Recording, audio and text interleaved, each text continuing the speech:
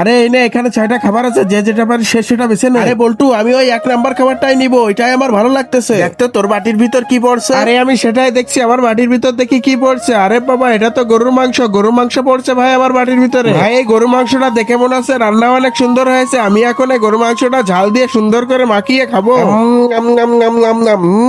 এই গরু মাংসটা খেতে যে কি মজা। আরে শালা বল্টু, তুই যদি না খাইস তা বুঝবিই নে। কাজে গরুর মাংসটা একা একা সুন্দর করে খাচ্ছে আর ওইদিকে বল্টু নালাচ্ছে। আরে শালার মুটকার বাচ্চা, শোন এবার আমি কি করব। আমি লুডুর গুটিটা ফেটাবো, যেই পয়েন্টটা পড়বে সেই পয়েন্টের বাটিটা আমি নিব। এই তো আমার 5 পড়েছে। আচ্ছা ঠিক আছে, আমি তাহলে 5 নাম্বার বাটিটাই নিব। দেখি এবার 5 নাম্বার বাটিতে কি আছে। 5 নাম্বার বাটিতে কি আছে সেটি দেখার আগে বন্ধুরা, একটা মা একটা সন্তানকে কত কষ্ট করে লালন পালন করে মানুষ করে সেটা তো তোমরা সবাই জানো। তাই বলছি, তুমি যদি সত্যিকারের মাকে ভালোবেসে থাকো তাহলে একটা লাইক করে সাবস্ক্রাইব করে যাও। আরে বাপরে, আমার প্লেটে এটা কি বললো? এটা তো করলা শুদ্ধ। আরে আল্লাহ, আমি করলা শুদ্ধ